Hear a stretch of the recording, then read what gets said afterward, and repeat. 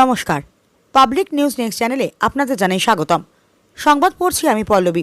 প্রধানমন্ত্রী আবাস যোজনার গৃহ পেতে কোনো টাকা লাগে না, কিন্তু অনেক হিতাধিকারী তৃতীয় পক্ষকে 30-40 হাজার টাকা দিয়ে যখন ঘর পান না, তখন ব্লক কার্যালয়ে এসে অভিযোগ দায়ের করেন।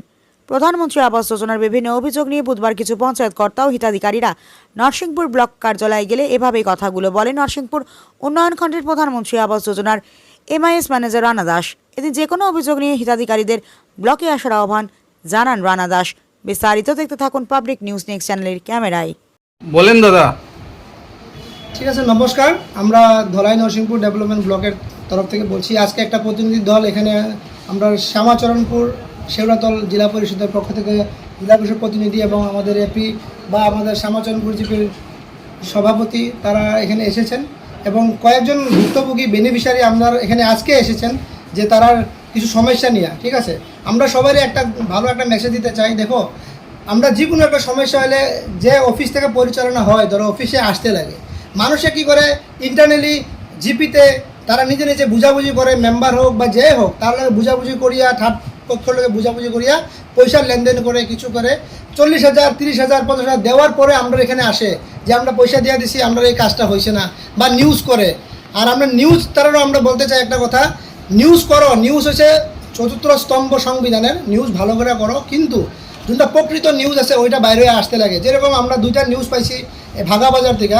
একটা নিউজ হয়েছে যে তার ওয়াইফের নামে ঘর পাইছে। ঠিক আছে, ঘরটা জেলা পরিষদ আমরা দেখছি, এখন ঘরটা তার বাবার বাড়িতে থাকার সময় ধরো পাইছে বা কি, এটা আমরা অফিসে যদি আইতো আমরা আগেও সলিউশন হইতো, কিন্তু আসেটাই সলিউশন হয় না। আরেকটা কেস আমরা পাইছি, কিছু দেখলাম যে বাংলাদেশি কিবাকিবি, তার আমরা এখানে প্রধানমন্ত্রী আবাস যোজনার যত অতগুলা মাছ গ্যাদারিংয়ের সার্ভে হয়েছে, ওই সার্ভে কোনো তারা নাম নাই।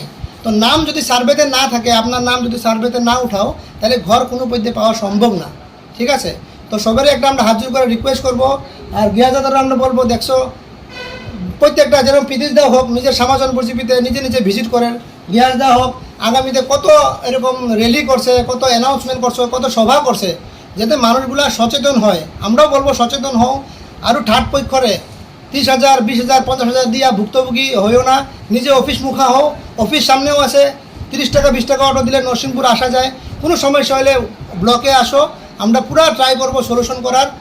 আমি দেখুন ব্লকের MIS ম্যানেজার হিসাবে আমি কাজ করি, আর দিনের রাত্রে 12টা হলেও আমরা প্রত্যেক মানুষের রেসপন্স করি, ফোন উঠাই, কী সমস্যা আছে কী আছে আমরা সলিউশন করার চেষ্টা করি। এখানে অফিস মুখা হও। আর যে আছে আমরা তারা প্রতিনিধি তারাও আছে, তারা সহযোগে আমরা যদি করাপশন এগুলো হইতেছে অল্প আপনারা উপরে নজর দাও, আমরা যে সহযোগ করতে লাগে আমরা করবো।